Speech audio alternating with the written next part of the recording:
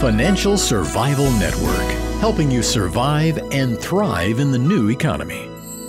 Go to CarrieLutz.com and sign up for 30 free micro trainings on financial survival.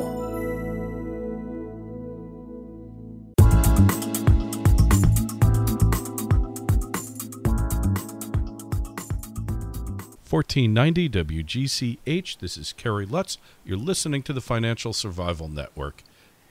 And I've got a special guest on now. He is one of the top freedom bloggers out there. I've been going to his site for a while. I found him because he was posting all of my audio segments, and I had to find this person and see what he was all about. And what I found is a blog that is just a great source for finding out what's really going on in the world. And he goes by the name of BrotherJohnF.com. We'll just call him John on the show. John, welcome to the Financial Survival Network. It's great to have you on. Thanks, Carrie. It's great to be with you. You've got a blog. You got thousands of people coming to it a day. We don't have to give out the statistics. Trust me, it's substantial. You have, in a way, realized the American dream. If you build it, they will come. You built the site. You've got people that really keep going back to your site constantly, continuously throughout the day.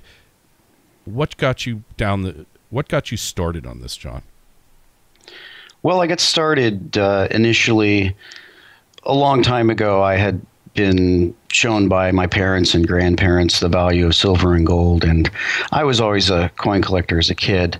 And then just fairly recently in the 2000s, I started getting very interested in the silver and gold markets, and I started to see the economic reality of what we were facing. And so I started to investigate and research it, and I came to the conclusion that silver was tremendously undervalued, and that it was, after reading people like Ted Butler and others, came to the conclusion that it was actually being suppressed in price for various reasons. And so in December of 2010, I started my YouTube channel, and then I branched out from a blog to a blog from there. And so you've got the precious metals background, but you also know what's going on politically and economically, that nothing good's going on, basically, right? I mean, we're heading down a path that it's going to be extremely difficult to turn back from. So you got the idea for the blog. What happened then? Well, I wanted to get the word out. I've done about 250 or so YouTube videos, and there's some others out there doing them, Chris Duane and Sean from SGT Report. Sure. And of course, there's the stalwarts like David Morgan and others. But I really felt that the silver story had not been told completely, and I cover Bixware as well, who has an interesting twist on it. Oh, yes, we know about Bix, and I've interviewed him a number of times. Like the guy. Don't agree with necessarily that we're on this road to Ruta, but I like his twist, and he's got a sense of humor, right? Yeah, he's great. So I cover his stuff, but the main thing was I wanted to really, the idea behind Silver for the People is it's based on the idea that, well, I'll briefly go into, I'm sure you're familiar with L. Frank Baum's The Wizard of Oz. Oh, of course. Follow the Yellow Brick Road, which got changed, and all that, and it was about the Federal Reserve, to make a long story short, right? Right, and if you remember the slippers that Dorothy originally wore, they were silver slippers. Correct. Yes. And it's kind of an interesting twist that this was one of the first movies that was Technicolor, and they changed that for they made him ruby for that reason. But it's kind of interesting that was near the point in time when silver had to be demonetized to become an industrial commodity, because silver, of course, is the most reflective, the most conductive, the most of anti-biocide, et cetera, various things that silver possesses as a unique element. But it was also money. So there was a crisis of how to change that. And so the theme of The Wizard of Oz is that Dorothy had the power, of course, the Tin Man representing the industrialists and the Scarecrow representing the farmers and the Cowardly Lion being William Jennings Bryan. But they're on this journey and they come and find this wizard who is the banks controlling gold and the gold standard. But Dorothy finds out that the power to return to a sound system, which is her silver slippers to go back to Kansas, she's actually had with her the whole time. So that's kind of the principle behind the blog, that when you examine silver and examine the fundamentals and you look at how much stacking it would take to turn things around, it really is within the power of the people to change this thing. Right. And silver is a unique metal. And one thing we don't talk about anymore, and when you were going over the uses, it just occurred to me, is we used to get silver fillings. Now, what happened? All of a sudden, silver amalgam fillings used for 100 years are no good for you. We need these plastic fillings. And by the way, get those silver fillings taken out. Is that, I mean, I don't like to be a conspiracy nut job because God knows there's enough of them around. But when you think of how many tons of silver were used for dental work, it makes you wonder, doesn't it? Well, it's been used for a lot of things, and it's always going to have to be used for a lot of things. And that was another thing I wanted to point out, is that a lot of people aren't aware of the fact that they talk about how much silver is left and we're running out of silver and how much gold is left, etc. But really, there's the same amount of silver that there's always been. There's only so much silver on the earth and gold on the earth. And it's really not a matter of it running out. It's simply a matter of where it's located. Now, the vast majority is ending up being located now in landfills, and that's because the price isn't high enough. Mm-hmm. Right, because scrapping it, there's not enough incentive to cash in on the scrap market effectively. Although for things like X-rays, my doctor is telling me you come across these large caches of X-rays and they pay you like a couple $100 a pound for, old X-rays, which if you can find them, is definitely, I don't want to say there's gold in that film, there's silver in that film. And, you're right that the silver, it's used in minute quantities in your iPhone, in your computer, in your keyboard. It's so conductive that there's really not a lot of substitutes for it, is there? That's correct. In that use, gold is actually used. If you look in your computer, your network interface card and the contacts have gold on them, and that gold that's used there is recycled. And that's the thing about gold, is that we still have all the gold that we've ever had. My estimate is roughly 10 billion ounces. I think the silver that's available for delivery now is probably a tenth of that. So my guess would be above ground silver is probably a tenth of above ground gold, but I can't say for sure. Right. So obviously silver is dramatically underpriced and undervalued, especially when you compare it to the price of gold then, right?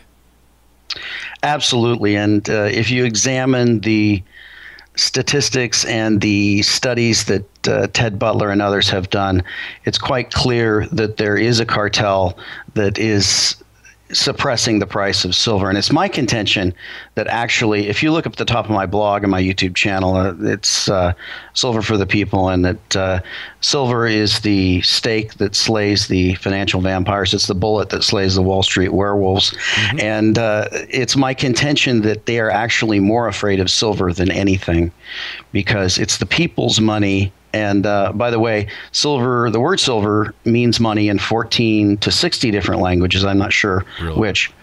But it's always been the people's money. So gold was the money of kings, etc. It was not the money of commerce. Silver was the money of commerce. So silver is actually the main target of whatever you want to call them, the banksters or the people that are trying to manipulate money to impoverish the people and enrich themselves.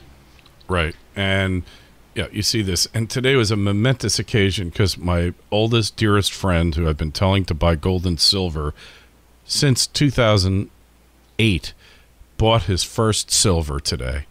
And, once you start buying it, then there's the reality kind of dawns on you that, this is what money is, not what we've been led to believe. And each person that buys it, that's one less mind that's part of the mass consciousness. Yeah, and that's money has different definition or different aspects to it. Currently, money is one of the aspects is that is a medium of exchange. Now, currently, gold and silver really aren't being used as a medium of exchange, but another aspect of money is that it preserves wealth. It's a store of wealth.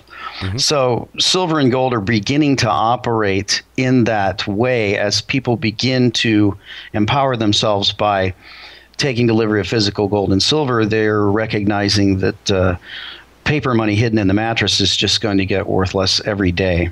Yeah, every day it's worth less and less and worth less and less until it becomes worth less. And that's what's going to happen. I mean, this has been done before, John, like so many times throughout history. Debasement of currency, it goes back to the Bible, money failing. In China, they invented paper money. Marco Polo was there and watched. At first, he thought paper money is brilliant because you always have enough of it.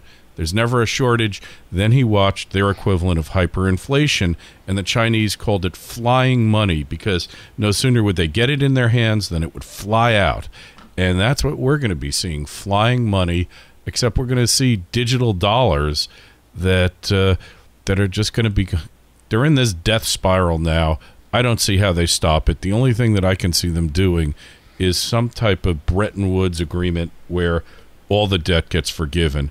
And once you get into that, then we're back in like big biblical times again. And I'm not a real religious person, but I do believe in the grand jubilee and the jubilee where they freed the people from prison, released the slaves and forgave the debt, because there's an inevitability about debt that it always winds up in the same place, like humanity. Well, that's interesting that you mentioned that. Mine is not a Christian blog, but I come from a Christian perspective. But you mentioned the topic in the Bible, and people say, well, it's not really addressed in the Bible. Actually, it's addressed a lot. And the reason why people don't understand it is that the term that's used is dishonest weights and measures. Now, most people don't understand that that's actually talking about money, because at that time, they weighed out the silver, they weighed out the gold to determine the value of it, and that's how they made purchases. So what is actually being condemned is the shaving of coins, rigging of weights, which is really, we're seeing that counterpart in the paper money system as the Fed counterfeits the currency. And even with the bond market now, we have failure to deliver of bonds, and there's counterfeiting going on all over the place. Mm-hmm.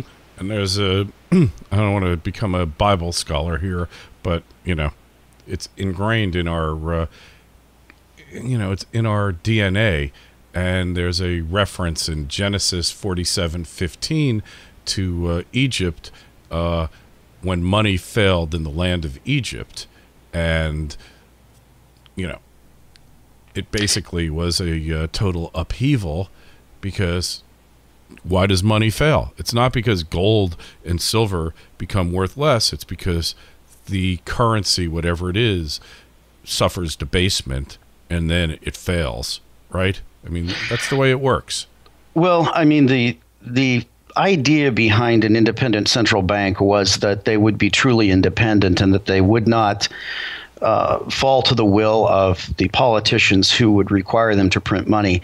Now, in some cases that worked for a while, but the pressure that comes from once politicians have the ability to take money from one person and to give it to another, you kind of let the cat out of the bag at that point, because you always have an incentive to take and spend more money.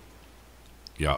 And to pick winners and losers, and to reward your friends and punish your enemies. And that's what your site and your YouTube channel are all about, fighting. So where do we find you again, John? You can find me at BrotherJohnF.com, Brother John F on YouTube, or if you just want to find it on Google, you can just type in Silver for the People, and the first two sites that you'll find are the blog and the YouTube. All right. Hey, it's been a pleasure having you on. We will touch back with you, especially as the price of silver continues its inevitable and inexorable rise upward. And we wish you the best on your endeavors. It was great being with you, Kerry. You too.